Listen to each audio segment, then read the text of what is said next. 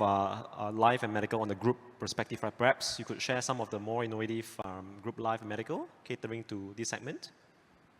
Yeah, so totally agree with what CS said about getting them to see the value firsthand, right?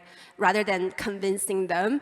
From CHOYS perspective, we don't convince the individuals on buying life and medical. We kind of convince their employers to buy for them as an entrance. But for the thing about life and medical product is that the claiming journey can be very emotional, actually, right? So whether you're Gen Z or not, when accidents happen, as human beings, we are very empathetic, right? Whether it's yourself or your colleague or someone that you know who have a family member or accidents that happen in their life, right? So for CHOYS, we actually pay a lot of attention in our onboarding journey to make sure that they realize that their employer are getting this for them, so they feel that emotional value from their employers, first of all.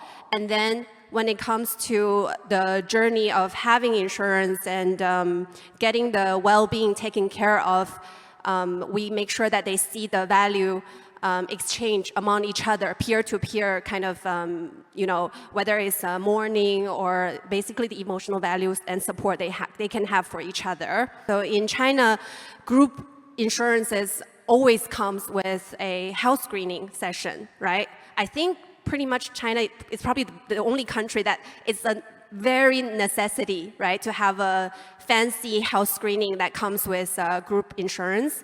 So it's almost become a norm. So every HR has to buy this for their employees, and the health screening companies become super competitive. So now it's like super, super fancy to go for your annual checkups. But what is that equivalent for Southeast Asia? If it's not an annual health check, is it, for example, mental health support, or could it be, you know, some telemedicine session, right? What is the equivalent of the perks that give Gen Z that first realization of the insurance and the perks value that they're getting, for example, fresh out of university, right? So that's something we're also discovering together with our clients and our partners. But I think it's super important to find that hook for this new generation.